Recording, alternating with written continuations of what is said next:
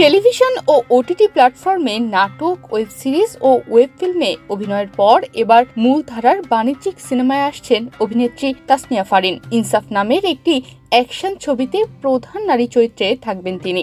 তবে প্রেক্ষাগৃহে যাওয়ার আগেই সিনেমাটি নিয়ে চাউর হয়েছে পোস্টার কপির গুঞ্জন।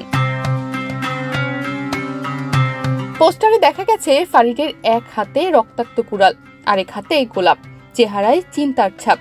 পোস্টার প্রকাশ করে আনুষ্ঠানিকভাবে জানানো হয় মূলধারার বাণিজ্যিক সিনেমায় এই অভিনেত্রীর আগমনী বার্তা।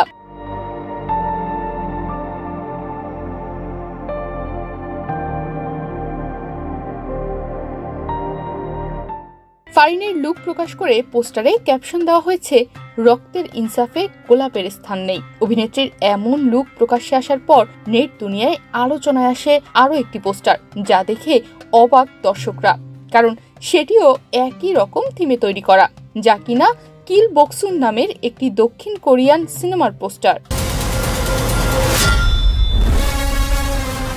দক্ষিণ কোরিয়ান সিনেমার পোস্টারের থিমের সঙ্গে ইনসাফের পোস্টারটি প্রায় একই রকম বলে মন্তব্য করেছেন অনেকেই, যেখানে অভিনেত্রী জিওনডো হিয়নের এক হাতে কুড়াল, আরেক হাতে একটি সবজির থলে দেখা যায়। নেটিজেনরা বলছেন এটি নকল করা হয়েছে। কারো কারো দাবি ইনসাফের পোস্টারটি অনুপ্রাণিত একটি পোস্টার। এ ধরনের পোস্টার ডিজাইন অনেক সময় কাকতালীয়ভাবেও মিলতে পারে, আবার কখনো শিল্পী বা ডিজাইনাররা পুরনো কাজ থেকে অনুপ্রেরণাও নিতে পারেন।